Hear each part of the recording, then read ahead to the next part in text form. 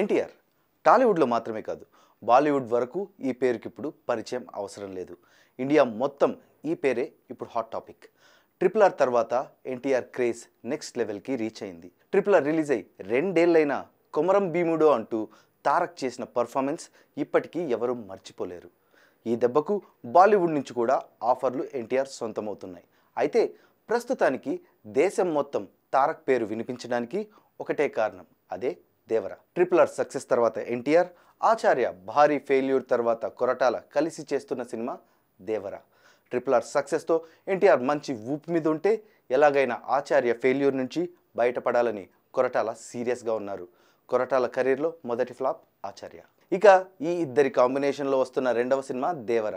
మొదటిసారి జనతా గ్యారేజ్తో ఆడియన్స్కు భారీ హిట్ ఇచ్చిన ఈ ఇద్దరు మళ్ళీ దేవరతో మన ముందుకు రానున్నారు. సో ఈ సినిమా అనౌన్స్ చేసినప్పటి నుంచి ప్రేక్షకుల్లో భారీ హైప్ ఏర్పడింది. అయితే తారక్కు రాజమౌళి ఎఫెక్ట్ కూడా అడ్డుగా ఉంది. బేసిక్గా రాజమౌళి సినిమాలో యాక్ట్ చేసిన హీరోకు ఆ తర్వాత వరుసగా ఫ్లాపులు రావడం మనం చూసాం. ఈ విషయం గురించి ఆల్రెడీ ఈ వీడియోలో డిస్కస్ చేసాం. Just have look. సో ఇప్పుడు ఎన్టీఆర్ ముందున్న పెద్ద గండం అదే.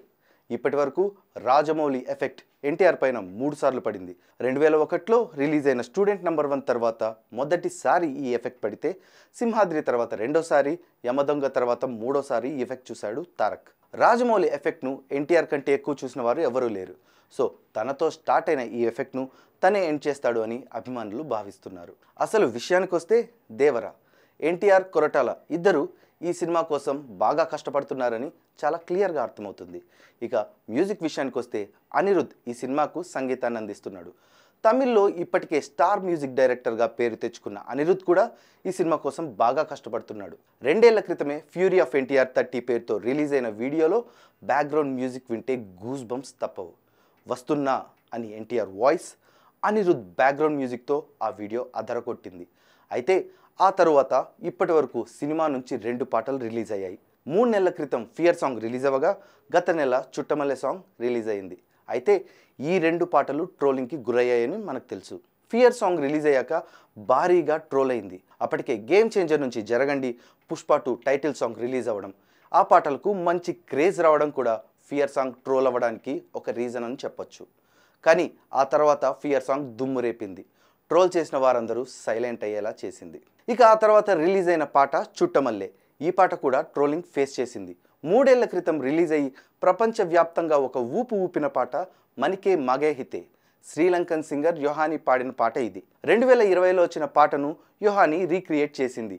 ఈ పాటకు ఒరిజినల్ కంటే ఎక్కువ అప్రిసియేషన్ వచ్చింది.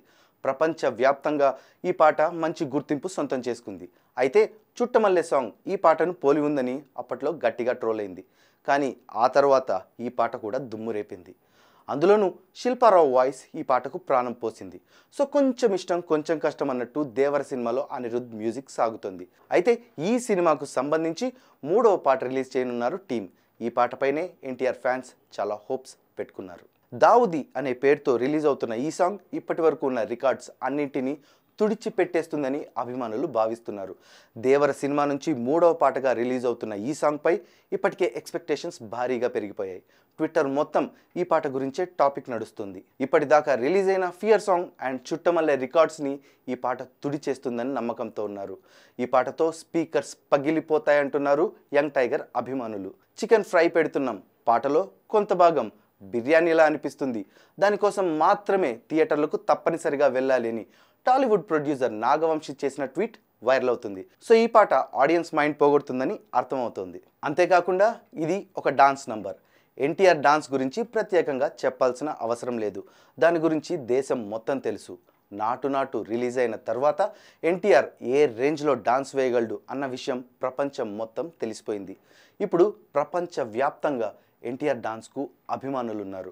అలాంటి పరిస్థితుల్లో దేశంలోని ప్రజలు మాత్రమే కాదు, ప్రపంచవ్యాప్తంగా ప్రజలు ఈ పాట కోసం, ఈ పాటలో ఎన్టీఆర్ డాన్స్ కోసం ఎదురు చూస్తున్నారనడంలో డౌటే లేదు.